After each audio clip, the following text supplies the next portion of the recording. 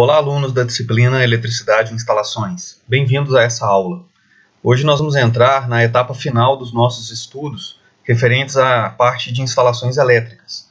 Então, a partir dessa aula, nós vamos começar a estudar os componentes de uma instalação, o que é uma instalação, como ela funciona, e vamos aplicar todo o conhecimento de análise de circuitos que nós adquirimos até aqui.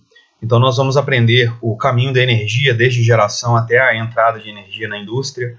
Vamos ver quais são os condutores adequados para cada tipo de situação que nós temos, para valores de corrente, quais são os condutos utilizados, como que a gente vai fazer o dimensionamento de motores, de iluminação, como que é feito o acionamento desses motores, enfim, tem uma série de coisas que a gente precisa estudar agora, aplicando aí a parte de instalações, ou seja, já estudamos os conceitos de eletricidade que nós vamos precisar, e agora a gente começa a ver a parte de instalações propriamente dita.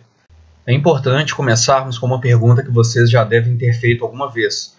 Fazendo o curso técnico em mecânica, por que vocês precisam entender um pouco aí a respeito de eletricidade e instalações?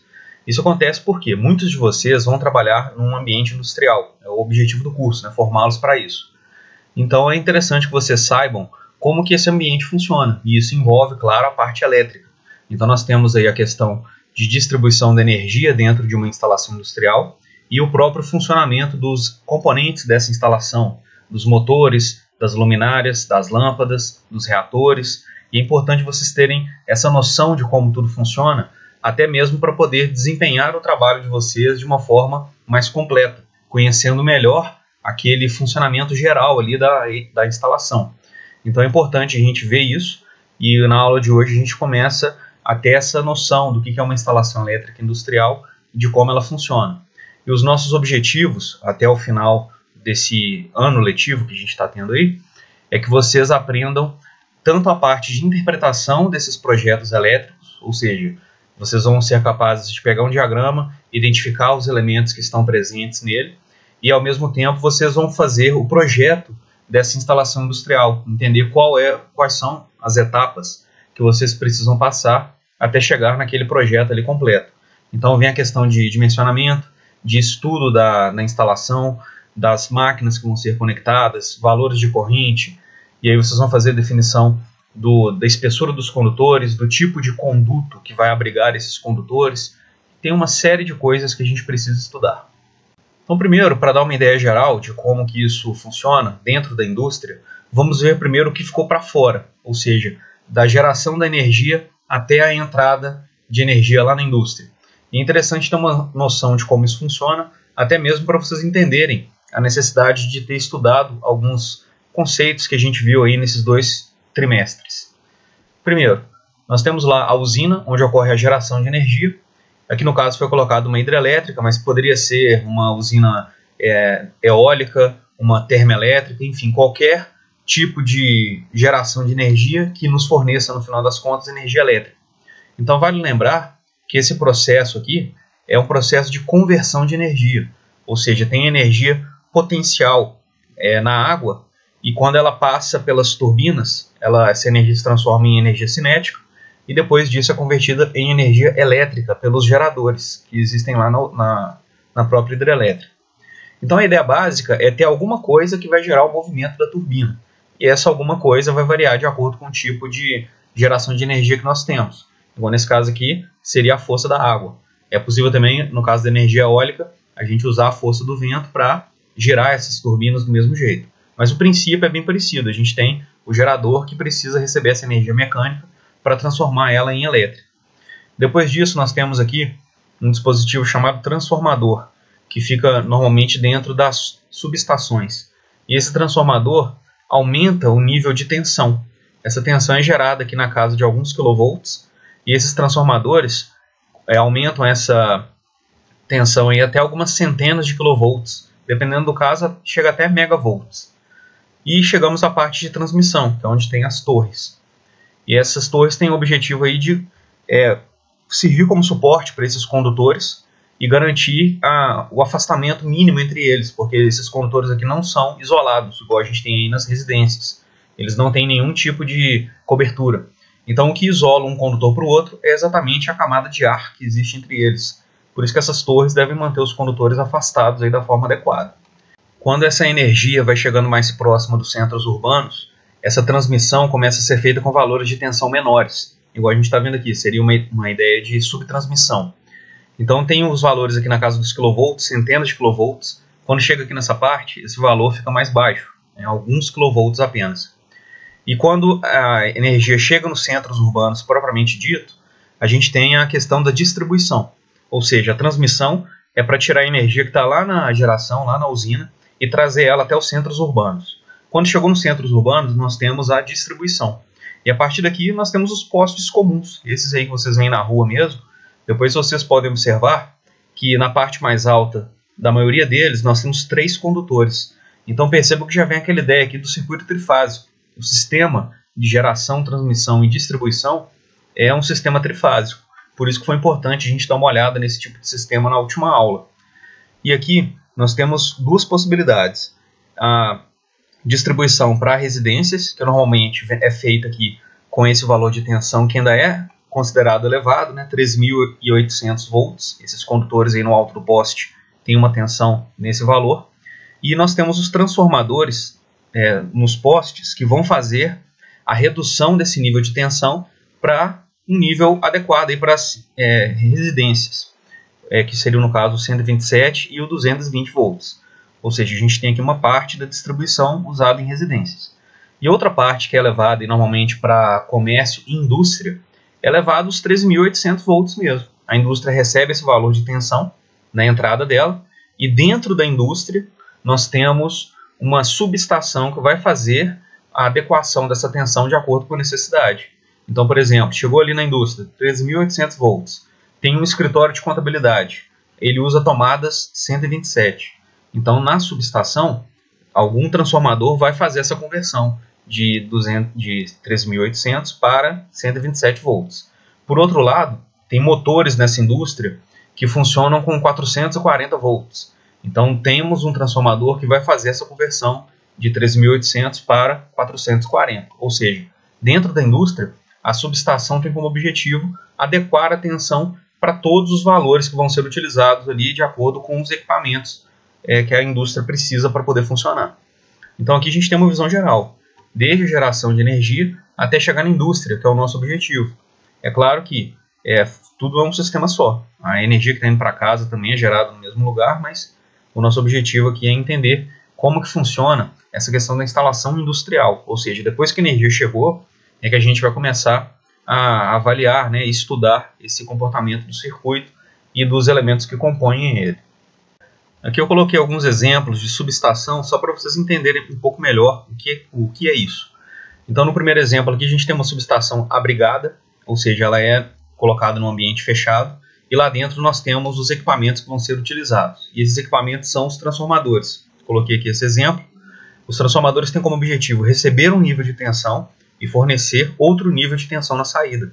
A transmissão e a distribuição de energia são feitas com níveis de tensão maiores, porque isso gera uma certa economia de energia. Está relacionada à questão de aumento da tensão para diminuição da corrente, de modo que as perdas, os aquecimentos nos cabos, nos condutores, é menor. Então, nesse caso, o transformador está só servindo ali para mudar o nível de tensão. E ele é o elemento principal dentro da subestação. O grande objetivo dela é adequar esses valores de tensão. E esses transformadores podem ser de vários tamanhos, diversos modelos diferentes, e com vários valores de potência. Igual nos carregadores de bateria, de smartphone, por exemplo, existe um transformador muito pequeno. Por outro lado, o transformador em um poste, por exemplo, já seria maior, porque está relacionado à quantidade de energia que ele precisa transmitir. Ele vai chegar para ele e ele precisa passar para frente com um valor de tensão diferente. E por outro lado, existem subestações com transformadores que são muito maiores. Então olha esse exemplo aqui. Aqui tem uma pessoa do lado, e olha o tamanho desse transformador. Tudo vai depender do valor de potência com o qual esse transformador trabalha. Igual aqui a gente já tem uma subestação a céu aberto, e ela trabalha também com essa ideia dos transformadores e da distribuição de energia dentro da instalação industrial ou dentro do sistema de geração, transmissão e distribuição, como nós vimos aí no slide anterior. Dentro da instalação elétrica existe uma série de elementos que são importantíssimos. Então eu coloquei aqui como o primeiro deles o quadro de distribuição e o centro de comando de motores. A ideia é que depois que essa energia chegou para a instalação industrial, ela passa pela subestação, que vai adequar os valores de tensão, igual a gente acabou de ver, e depois disso saem os condutores que vão até os quadros de distribuição, ou no caso o quadro geral, e a partir desse quadro geral nós temos aí os quadros de distribuição, o quadro de luz e o centro de comando de motores. Então a ideia básica é o seguinte: esses quadros têm aqui os dispositivos de proteção que são utilizados nos circuitos. Você já deve ter visto aí em alguma residência algo semelhante, um quadro provavelmente menor, que tem lá os seus disjuntores. Então esses disjuntores fazem a proteção do circuito e permitem também ligar e desligar os circuitos de acordo com a necessidade.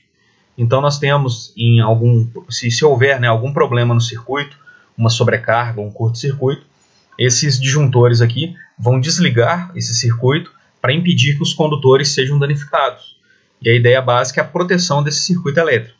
Então esse quadro normalmente tem um disjuntor geral, que é onde chegou ali os condutores para o quadro, e do disjuntor geral ele faz a distribuição para os demais circuitos. Então se fosse para a gente trabalhar aí com uma casa, por exemplo, eu teria ali um disjuntor para iluminação, um disjuntor para as tomadas, um disjuntor para o chuveiro, e de acordo com a necessidade eu vou ter outras divisões desse circuito. Então o disjuntor pode ser referente às tomadas do quarto e da sala, outro disjuntor para as tomadas da cozinha, e assim sucessivamente. A divisão é feita de acordo com a necessidade. E em uma instalação industrial é válido fazer isso também, porque nós temos, por exemplo, um escritório, um refeitório que vai trabalhar com tomadas comuns, essas tomadas de uso geral que nós temos aí nas residências. Então eu vou ter ali disjuntores para iluminação também. Então sempre vai ser necessário trabalhar com esse quadro de distribuição. E por outro lado nós temos o centro de comando de motores, que são quadros também que vão trabalhar com os equipamentos de proteção dos motores, dos dispositivos que vão fazer a proteção desses motores. Então além dessa ideia do disjuntor, esses quadros aqui podem ter seus disjuntores também, eles ainda vão apresentar relés térmicos, fusíveis e contatores, que são utilizados aí para o acionamento de motores elétricos, igual a gente vai ver nas próximas aulas. Então hoje é só mesmo uma visão geral dessa primeira parte aqui de instalações, para vocês terem uma ideia do que aparece nessas instalações, para a gente poder entrar em mais detalhes posteriormente. Dentro de uma instalação, seja ela industrial ou não, nós vamos precisar de elementos que vão abrigar os condutores. Então quando eu falar com vocês aqui em condutores, eu estou falando de fios ou cabos que vão fazer a condução de eletricidade, da energia elétrica, da corrente elétrica, até os pontos de destino. Então se eu for pegar, por exemplo, uma residência, é muito comum ter esses condutores, esses cabos, dentro dos eletrodutos, que seria essa primeira imagem que a gente tem aqui. O eletroduto corrugado, que é esse modelo aqui, parecendo uma sanfona, com a ideia aí da sanfona, é utilizado para ser embutido em alvenaria, ou seja, ele vai passar dentro da parede, do piso ou do teto. E ele tem esse formato exatamente para permitir uma fixação melhor nessa questão da alvenaria. Existem também eletrodutos que são aparentes, como é o caso desse aqui, rígido de PVC, que vão ser colocados sobre a parede, ou seja, tem ali as abraçadeiras que vão fazer a fixação dele e ele é visível o tempo todo. Vocês devem ter visto no IF algum tipo de eletroduto desse, porque nas próprias salas tem, ali perto do quadro, exatamente esse modelo aqui. Então os dois têm a mesma função, que é abrigar os condutores. Em instalações residenciais é mais comum ter o eletroduto. Agora, quando a gente vai para a indústria, os eletrodutos podem ser pequenos para passar a quantidade de condutores que a gente precisa. E aí a gente conta com outros condutos, que seriam, por exemplo, as eletrocalhas. No IF também tem aí nos corredores, não sei se vocês já viram, mas na parte alta aí, perto do teto, existem essas eletrocalhas, que é quando a gente tem a necessidade de passar de um ponto para o outro uma quantidade maior de condutores. E eles são colocados, essa eletrocalha pode ser fechada ou não. A gente está vendo aqui no exemplo, nos dois casos a eletrocalha é perfurada e ela vai servir para a mesma coisa que o eletroduto serve. A diferença básica é a quantidade de condutores que um ou outro vai conduzir. E nós temos outros exemplos também de condutos, como é o caso da canaleta, usada aí até em instalações residenciais também, aquela canaleta branca que é colocada sobre a parede. E no nível industrial essas canaletas tendem a ser maiores e podem ser usadas aí com o mesmo objetivo, que é colocar os condutores dentro. Nós vamos ter uma aula para falar a respeito do dimensionamento dos condutores e dos condutos, ou seja, qual é o tamanho tanto do condutor quanto do conduto que eu vou usar para cada situação que eu tenho ali. Aí a gente vai ver isso com mais calma. Aqui nós temos os dispositivos de proteção maiores, que eu falei com vocês que eles aparecem no quadro, e aqui eu coloquei em detalhe para vocês observarem melhor. Então o primeiro deles aqui é o disjuntor, que é o mais comum, como eu falei com vocês, vocês devem ter aí na casa de vocês ou no apartamento, e esses disjuntores fazem a proteção contra a sobrecarga do circuito e contra curto-circuito, ou seja, quando o circuito estiver com valores de corrente que são anormais, o disjuntor atua para proteger aquele circuito. Ele pode ser monofásico, bifásico ou trifásico, depende da quantidade de fases que nós teremos no nosso circuito. E o neutro não passa pelo disjuntor. O neutro é um dos condutores da nossa instalação. E a gente pode pensar assim, não, mas eu tenho um disjuntor de apenas um canal, como é que eu faço isso? Eu preciso sempre de 2 condutores, no mínimo 2 condutores, para garantir o funcionamento. Então, como é que eu tenho aqui um disjuntor de um canal apenas? É porque só o condutor fase é que vai passar por ele. O condutor neutro não passaria. E aí, no caso, se eu tiver 2 fases, eu uso esse segundo aqui. E 3 fases, né, o circuito trifásico, eu uso o terceiro. Se a gente estiver falando de motores, a proteção pode ser feita, em vez de usar os disjuntores, existem disjuntores para motores também, mas a gente pode usar aí o relé térmico, que faz a proteção contra a sobrecarga. Ele é conectado aí no circuito e monitora a corrente. Quando a corrente estiver acima do valor especificado, ele começa a aquecer e depois de um tempo ele desliga, porque o circuito já estava em sobrecarga. E por fim temos aqui os fusíveis. Então tem 2 modelos de fusíveis, que a gente vai ver também mais em detalhe como que eles funcionam, mas a ideia básica é que se houver um curto-circuito, a corrente do circuito subir muito, esses fusíveis queimam uma parte interna, um filamento interno, e desligam aí o circuito. Vocês já devem ter visto algum fusível usado em circuito eletrônico, aquele fusível de vidro, ele segue a mesma ideia. A corrente aumentou muito, aquele filamento dele se rompe e o circuito está protegido. A diferença básica do fusível para os outros 2 modelos de proteção que nós vimos aqui embaixo é que o fusível deve ser substituído se ele for acionado. Ou seja, se por algum motivo o fusível desligou o circuito, é porque ele está queimado. Aí eu tenho que trocar ele. O disjuntor não. Se ele desligar o circuito, essa chave aqui vai cair. É só a gente vir aqui e ligar a chave de novo. E o mesmo vale para o relé térmico. E temos também os motores elétricos industriais, que são responsáveis pelo maior consumo de energia na indústria. Ou seja, a quantidade de motores na indústria é tão alta que eles são responsáveis aí por essa maior parte do consumo, passando dos 90% da energia gerada, toda voltada para motores elétricos industriais. E esses motores podem ser usados para diversos fins. Existem uma série de máquinas que vocês já devem conhecer devido às disciplinas que vocês estudam, que trabalham com esses motores. Então eles podem ser usados em tornos, em fresas, em prensas, em vários equipamentos, várias máquinas que existem aí no ambiente industrial que vão contar com esse tipo de motor. E para fazer o acionamento deles, nós temos as botoeiras, que são os botões liga e desliga desses motores, um botão de emergência, qualquer tipo de botão que é utilizado para fazer o acionamento dos motores.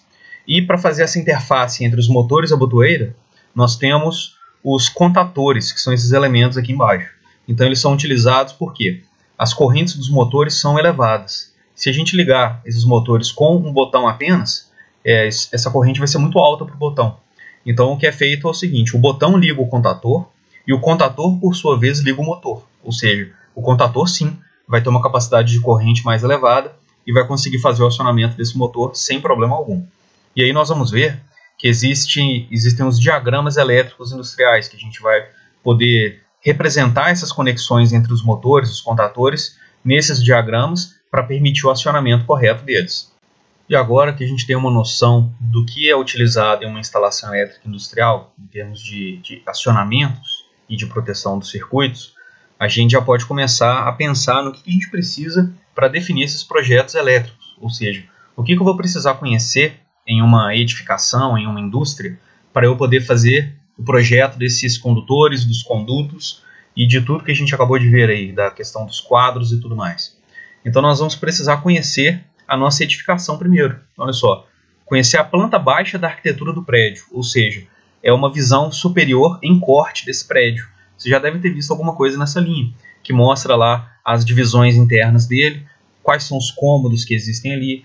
Então tudo que é necessário conhecer a respeito desse prédio deve vir nessa planta baixa, que eu conheço ali as dimensões, eu posso ver depois a questão do posicionamento, que seria esse layout aqui do arranjo das máquinas, ou seja, dentro daquela planta baixa, eu já sei onde que cada máquina vai ser ligada para eu poder levar os condutores até aquele ponto ali, colocar uma tomada naquele ponto. Então eu preciso conhecer bem esse posicionamento na minha planta baixa do prédio. É possível também conhecer uma planta de detalhes, ou seja, qual é o caminho que as pontes rolantes estão fazendo ali para eu não passar nenhum conduto, nenhuma eletrocalha, por exemplo, naquele lugar. Eu posso colocar também os cortes do galpão, que seriam vistas do galpão, para eu saber, por exemplo, a distância até o teto, né, a altura aí do pé direito e tudo mais que eu posso utilizar ali na hora de colocar o meu circuito para funcionar.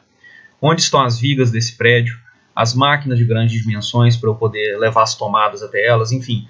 Essa planta de detalhes me mostra uma série de informações que eu preciso ter para fazer o meu planejamento do circuito de forma adequada.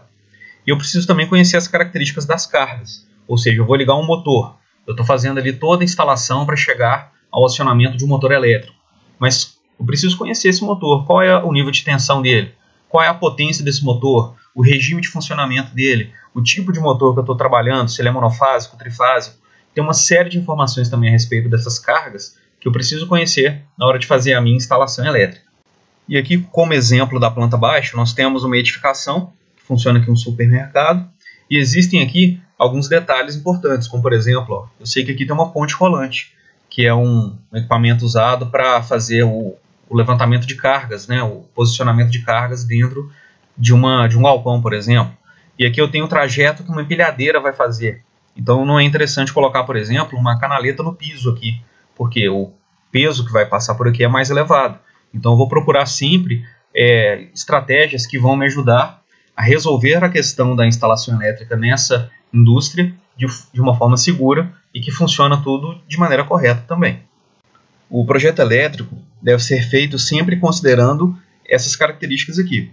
Ou seja, o nosso projeto tem que ser flexível, no sentido de permitir alguma variação, algum acréscimo de circuitos, né? Normalmente, os quadros de distribuição são planejados com uma reserva, ou seja, se aquela instalação por algum motivo ali precisar crescer, eu consigo colocar mais um disjuntor no meu quadro ou algum outro equipamento de proteção que vai ser utilizado.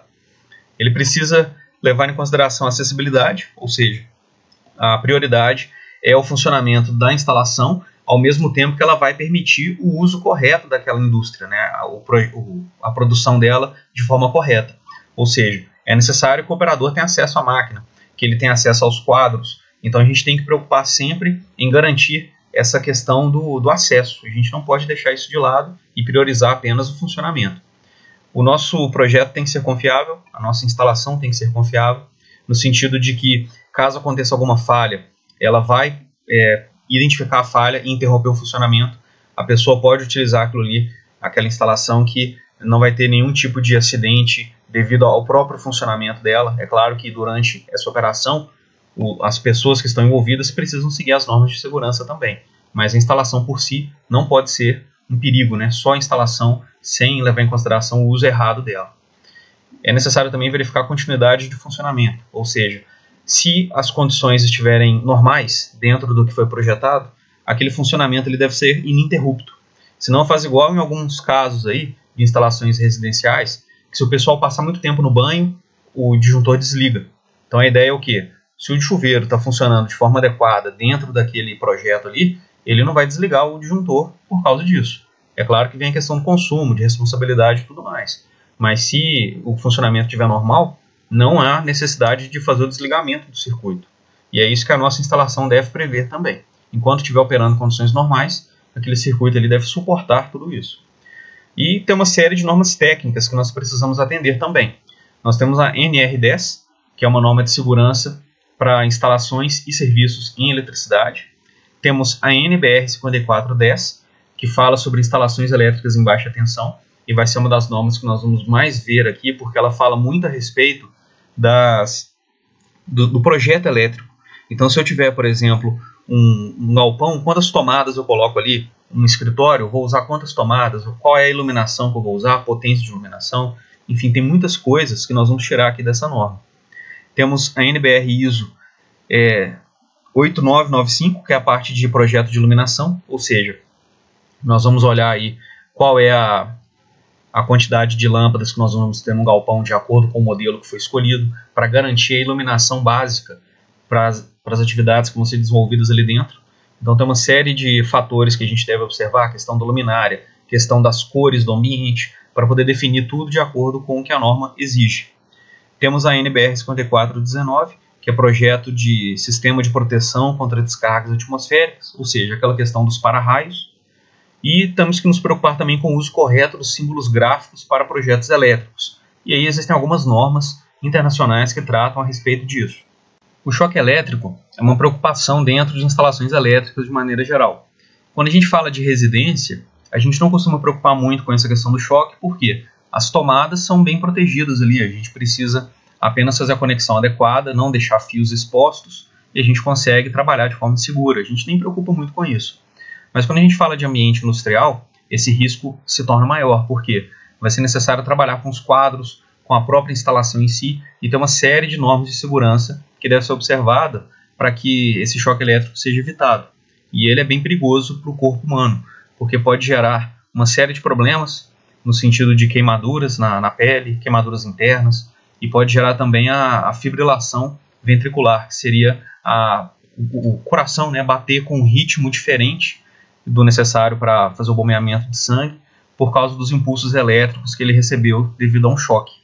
Então você já deve ter visto em algum filme, em alguma série, aquela questão do desfibrilador.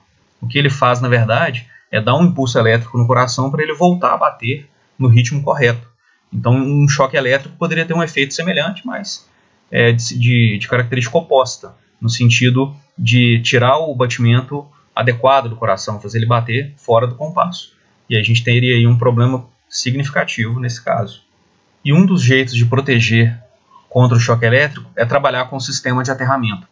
Você já deve ter visto aí no caso do chuveiro elétrico que ele tem um fio verde.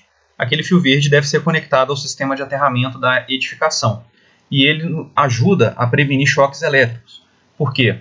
Se houver uma fuga de corrente no chuveiro, devido a alguma falha na isolação, essa corrente elétrica deveria passar pela pessoa que está usando o chuveiro.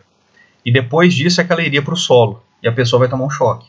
No caso do chuveiro estar conectado ao aterramento da edificação, a corrente elétrica que por alguma falha da isolação está em fuga, vai observar dois caminhos. Ela tem um caminho ali pelo corpo da pessoa que tem uma resistência elevada e tem um caminho do fio terra que tem uma resistência baixíssima.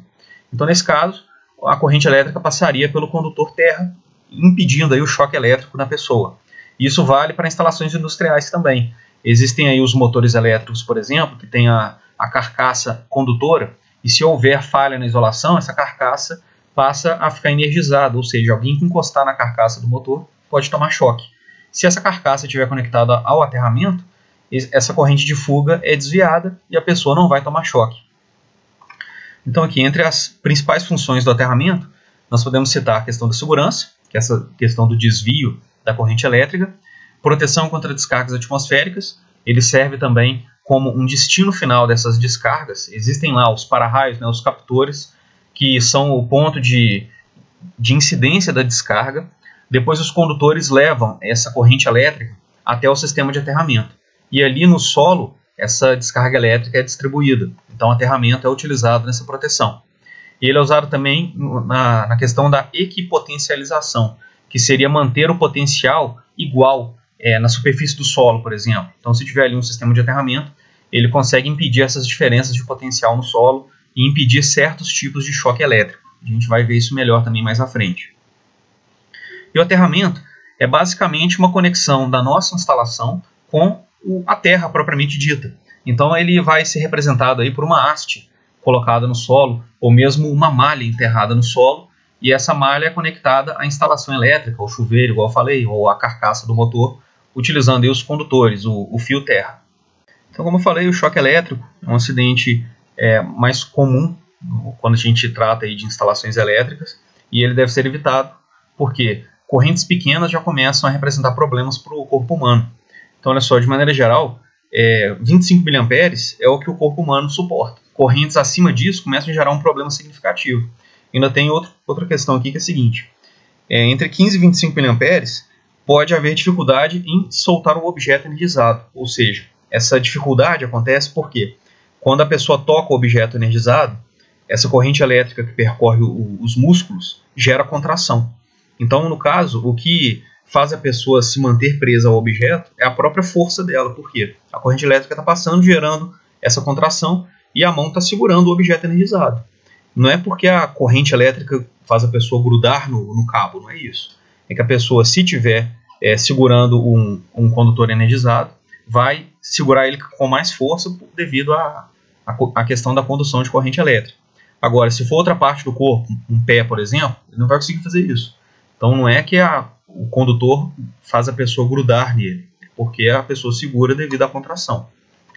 Se a gente pegar correntes aí de até 80 mA, nós vamos ter essa questão das contrações e é possível ter até asfixia. Por quê? Isso vale para os músculos utilizados na respiração também. Eles não vão funcionar da forma correta. E acima de 80 mA podem acontecer lesões musculares e queimaduras. Então percebam que são correntes muito pequenas. Não chega nem a 1 ampere, né? Na verdade não chega nem a 1/10 de ampere. Esses 80 mA aqui são 80 milésimos de ampere. Uma corrente muito pequena já pode gerar esses problemas aí no corpo humano. E é possível aqui ter choque elétrico devido a uma tensão de toque. Então, igual a gente está vendo aqui, uma estrutura que, devido a alguma falha na isolação, ficou energizada. E nós temos uma pessoa que tocou essa estrutura. Então, nesse momento aqui, acontece um choque devido à tensão de toque, que a pessoa, de fato, encostou naquela estrutura energizada. E aí acontece o choque elétrico, né? A corrente vai passar pela pessoa, a pessoa apresenta aqui um certo valor de resistência, e depois disso a corrente continua fluindo para o solo. Chegando aqui no solo, ela distribui para todos os lados. E outra possibilidade também que nós temos é a tensão de passo. Ela acontece por quê? Devido a alguma fuga de corrente para a terra dessa edificação aqui, vai acontecer uma condução de corrente ao longo da terra. Como eu falei, ela distribui, depois que o sistema de aterramento levou a corrente até a terra, ela é distribuída para todos os lados. E devido a essa condução de corrente na terra, pode existir uma diferença de potencial entre dois pontos. Ou seja, imagine que isso aqui são blocos de terra. Cada bloco de terra tem a sua resistência. Quando a corrente passou por aqui, eu tenho corrente passando por um valor de resistência. De acordo com a lei de Ohm, eu tenho um valor de tensão. Então, agora imaginando que eu tenho uma pessoa com um pé de um lado e o pé do outro lado. De um pé para o outro, nós temos uma diferença de potencial. E nesse caso, aí, a pessoa pode tomar um choque devido à tensão de passo que existe ali. É a tensão de um pé para o outro. Então, é comum nesse tipo de edificação, de instalação, ser colocado um sistema de aterramento que cria a equipotencialização que eu falei com vocês. Ou seja, em vez de ter essa diferença de potencial, eu vou ter uma diferença de potencial que é muito mais baixa. Porque essa equipotencialização mantém o potencial praticamente constante naquele trecho ali, onde a malha de aterramento foi colocada. E aí essa tensão de passo fica bastante reduzida e o choque também é reduzido. Nas instalações elétricas acontece a divisão dos circuitos. Como eu falei com vocês, dentro de um quadro nós temos vários disjuntores e cada disjuntor é responsável por um setor da instalação. Então tem ali o disjuntor que vai ligar e desligar a iluminação, outro para as tomadas, outro para o chuveiro e por aí vai. E dentro de uma instalação industrial é a mesma coisa. Nós temos a nossa carga dividida em blocos. E esses blocos são representados pelos quadros de distribuição ou centro de comando de motores. Nós temos ali um quadro geral de força, pode ser chamado de QGF, que é o quadro que recebe os condutores logo na entrada. Depois que saiu ali da subestação, ele é o primeiro quadro a receber esses condutores com os valores de tensão adequados. E depois disso, esse quadro geral de força faz a distribuição para os outros quadros. Nós temos o quadro de distribuição de luz, que no caso é um quadro utilizado para elementos da instalação que não são motores. Então, um exemplo, se a gente estiver falando aí de um escritório ou de um refeitório, normalmente eles vão ter os seus quadros de distribuição de luz. Por outro lado, para o setor industrial, para a parte mais de potência mais elevada da indústria, nós teremos o centro de comando de motores, que vão ser responsáveis pelo acionamento desses motores e pela proteção deles também. Esses quadros devem ser sempre posicionados em uma instalação elétrica de modo a ficarem acessíveis e bem visíveis ali, ou seja, ele deve permitir um acesso fácil para que os operadores cheguem até ele e consigam fazer as operações necessárias para aquela instalação. Então vamos supor, se tiver por algum motivo, dado um curto-circuito, desarmou o disjuntor, deve ser fácil chegar até esse quadro para fazer o rearme desse disjuntor depois que o problema foi sanado. E temos também a localização da subestação dentro dessa indústria, que ela é posicionada de forma a garantir ali algumas vantagens, como por exemplo, a distância para as cargas que ela deve alimentar. Então chegou ali os condutores com a entrada de energia e a partir daquela subestação ali que vai ficar em um local seguro, acontece a divisão para os demais circuitos. E aí nós temos dois tipos básicos de circuito. Temos os circuitos de distribuição, que também são chamados de alimentadores, e são aqueles circuitos que conectam o quadro geral de força aos demais quadros. Então temos ali os circuitos de distribuição alimentando o CCM, o centro de comando de motores, e o quadro de distribuição de luz. E a partir desses dois quadros aqui, do CCM e do QDL, é que nós vamos ter o outro tipo de circuito, que são os circuitos terminais. Então, como o próprio nome dele sugere, ele é o circuito que vai levar a energia até a carga propriamente dita. Então, olha só, aqui dá para a gente ver bem como que essa indústria funcionaria, levando em consideração essa questão da divisão dos blocos. Então, temos aqui a rede da concessionária, no caso aqui de Minas Gerais é a CEMIG. Quando falar em concessionária, a gente está falando de concessionária de energia elétrica. E essa rede chegou até a entrada de energia aqui na indústria. Nós temos então um medidor de energia, que a CEMIG depois vai fazer a leitura. Temos um disjuntor geral e temos aqui um transformador, sendo que essa parte aqui poderia ser vista como a subestação da nossa instalação industrial. E esse tamanho da subestação vai depender do tamanho da indústria. Quanto maior a indústria, mais cargas ela vai ter que acionar, maior vai ser essa subestação. Mas considerando aqui essa indústria pequena, essa subestação é um cômodo, igual a gente está vendo aqui. E do transformador está saindo para o QGF, que é o quadro geral de força. Então aqui nós temos os circuitos de distribuição, que são esses aqui que saem do QGF. Então são dois circuitos de distribuição. O primeiro deles, que vamos considerar o de baixo como primeiro, está chegando aqui para o centro de comando de motores 1. Então temos um circuito de distribuição. E o segundo está indo para o centro de comando de motores 2. E do centro de comando de motores 1 saem circuitos terminais que vão alimentar os motores de 1 até 6. Então são 6 circuitos terminais aqui. E do centro de comando de motores 2 nós temos 3 circuitos terminais alimentando os motores 7, 8 e 9. Ou seja, eu consigo ver então que eu tenho 6 cargas conectadas ao CCM1 e 3 cargas conectadas ao CCM2. E leva em consideração aquela ideia de circuito de distribuição, QGF, aos quadros menores, e circuito terminal, quadro menor até a carga propriamente dita. Eu coloquei para vocês aqui alguns exemplos de quadros para a gente entender o que acontece dentro deles. Porque dentro de uma instalação industrial, nós temos alguns condutores que são importantes devido aos seus potenciais, e eles recebem nome com base nesses potenciais. Então nós temos o condutor fase, que é um condutor energizado e que apresenta um potencial senoidal, que é aquela tensão alternada que nós vimos. E esse circuito pode apresentar 1, 2 ou 3 fases, depende da necessidade. Tem um condutor chamado neutro, que como o nome dele sugere, não tem potencial nenhum, o potencial dele é 0 volts. Então quando a gente pega uma fase e um neutro, nós temos uma diferença de potencial que é 127 volts. Isso daí normalmente a gente fala em valores RMS. Então se eu tiver uma residência e tiver uma tomada 127 volts, ela usa um condutor fase e um condutor neutro. Se a tomada for 220, ela usa 2 condutores fase. E aí fica a pergunta, mas se os dois são fase, eles não têm o mesmo potencial? E a resposta é não. Por quê? Como nós vimos no sistema trifásico, quando eu tenho mais de uma fase, elas têm um defasamento de 120 graus. E esse defasamento gera uma diferença de potencial entre elas, que inclusive é maior do que a diferença de potencial de fase para neutro. Por isso que a tomada é 220 volts. E se eu tiver um circuito trifásico, eu tenho 3 fases senoidais com a defasagem de 120 graus de uma para outra. Então é isso que nós temos aqui. Nesse exemplo, os condutores vermelhos são fase, então chegaram aqui 2 fases para o disjuntor termomagnético, que é simplesmente disjuntor, igual a gente já viu aí, e o condutor neutro é conectado aqui a um barramento. Então percebam que o neutro não passa pelo disjuntor, isso aí vale para todas as instalações. E depois disso, os condutores fase aqui vão passar por disjuntores menores agora. Então, vamos pegar aqui o circuito 1, vamos supor que é um circuito de iluminação. Saiu aqui do disjuntor, chegou no disjuntor menor agora, e daqui, junto com o neutro, eles estão indo para um circuito de distribuição. Pode ser uma tomada, pode ser uma lâmpada, pode ser um chuveiro, por exemplo. Vai depender do tipo de circuito que a gente quer alimentar. Então percebam que tem o disjuntor geral do quadro e cada circuito tem o seu disjuntor menor. E apareceu aqui um componente novo que é o IDR, que é o interruptor diferencial residual. E a ideia dele é evitar choques elétricos. Percebam que o neutro passa por ele agora. Por quê? Esse dispositivo aqui compara a corrente que passa pela fase com a corrente que passa pelo neutro.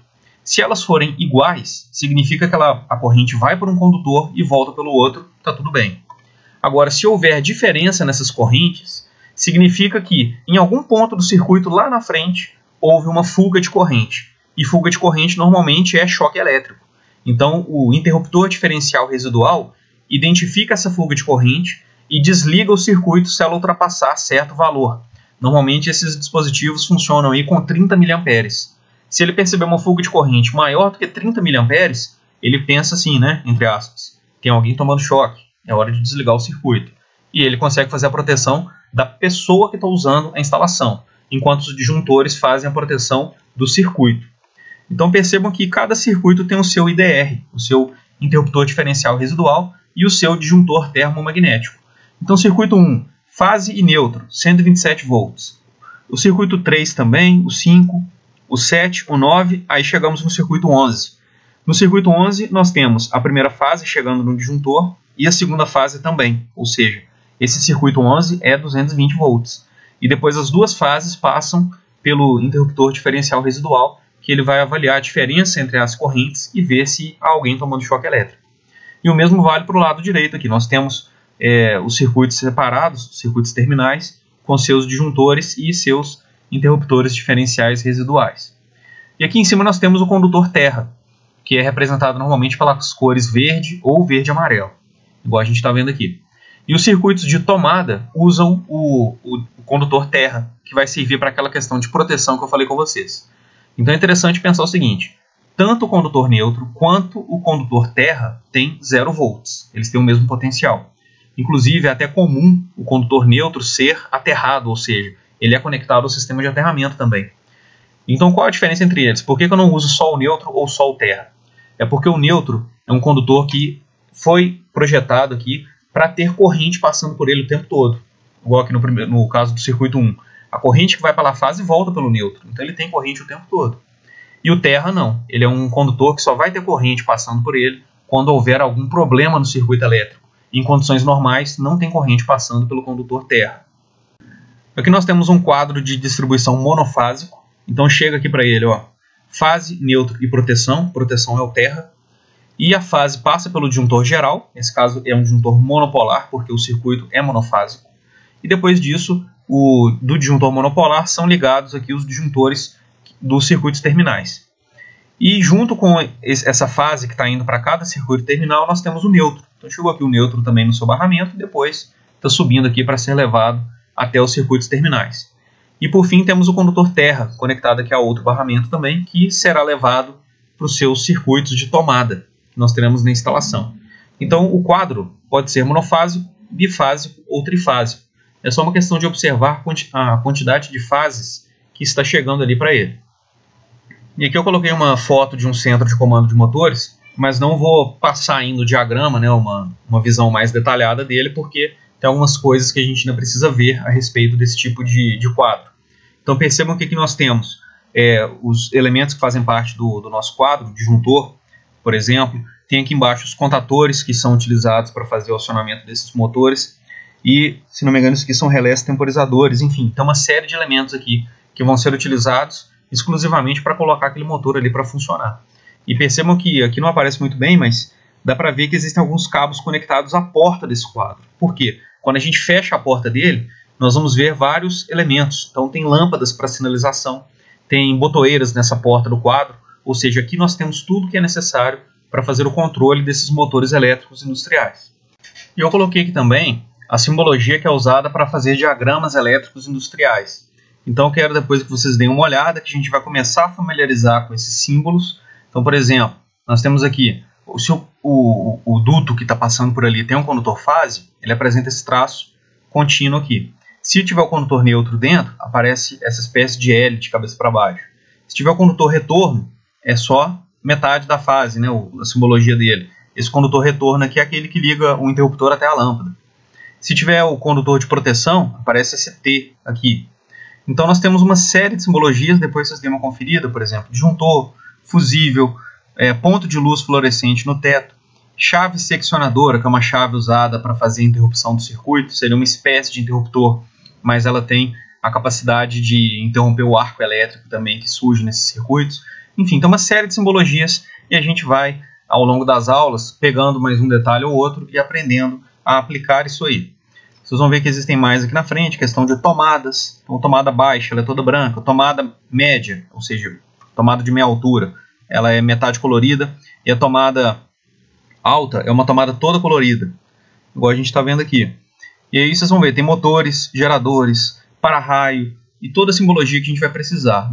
O símbolo de terra, capacitores, o quadro de distribuição, tá, tem essa simbologia aqui, lâmpada de sinalização. Tudo que a gente vai usar aparece nesses quadros aqui.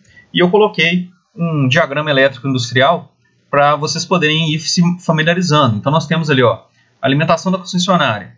Aí entrou ali na indústria, já tem que é o quê? Para-raios. Depois tem o 2, que é uma chave fusível. E assim sucessivamente. A gente vai chegar até os motores lá no final. Ou seja, da entrada de energia até os motores elétricos que são utilizados nessa instalação aparecem aqui nesse diagrama. A gente consegue fazer a representação de tudo. E aí nós temos, por exemplo, medidor. Aqui tem transformador 5 e 6, são transformadores para fazer essas medições. Temos aqui o 11, que é um transformador de potência, é um transformador mais robusto, daqueles da subestação que nós vimos.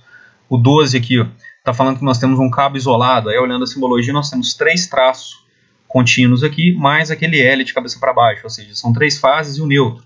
Tem o 13 aqui, que é o disjuntor. Então a gente consegue identificar essa conexão da nossa instalação toda no diagrama. Tem aqui os quadros de distribuição, o centro de comando de motores, e aí é interessante vocês já irem se familiarizando com isso. Então dê uma olhadinha, tentem identificar as simbologias, que a gente tem um atendimento na semana que vem, e eu posso tirar as dúvidas aí que vocês tiverem. E para encerrar a aula, pessoal, eu deixei aqui para vocês no AVA um exercício para vocês me entregarem daqui 2 semanas, no dia 13 de outubro, e o exercício consta basicamente no seguinte: vocês têm um diagrama elétrico industrial, onde alguns elementos foram destacados. Então são 3, 4, 5, 6, 7, 8 elementos. Vocês vão fazer 3 coisas para cada elemento. Então atenção no que eu estou pedindo. Tá? Então vocês vão primeiro redesenhar a simbologia. Eu peguei o elemento aqui, o 12. Aí eu vou desenhar ele de novo numa folha à parte. Pode ser à mão, não tem problema nenhum. Vou identificar o nome dele. Eu vou escrever, ó, esse elemento aqui que eu acabei de redesenhar é o transformador. Então desenho transformador. E escreva uma breve explicação sobre o seu funcionamento e aplicação. O transformador serve para alterar o nível de tensão em um circuito. Pronto, resolvi o primeiro elemento. Depois vamos pegar o próximo aqui. Esse aqui é um fusível. Aí desenha o fusível, escreve fusível, explica para que serve. Isso aqui é um disjuntor. Enfim, vocês vão fazer isso para todos os elementos aqui que eu destaquei. Então, é um exercício bem simples. Vocês vão pegar essa simbologia que eu passei, conferir nas tabelas e depois voltar nos slides e ver o que é cada coisa, para poder explicar isso aí melhor. Lembrando que na semana que vem, a partir das 16h30, eu tenho horário de atendimento, vocês podem me procurar, a gente conversa um pouco a respeito do conteúdo aí. E, bem, a aula fica por aqui então. Eu vou postar as notas de vocês ainda essa semana, que vocês devem estar pensando aí, né, nessa questão das notas, mas já estou fazendo a correção e em breve coloco tudo aí no Conecta, então fiquem de olho. No mais, bons estudos para vocês e nos vemos em breve.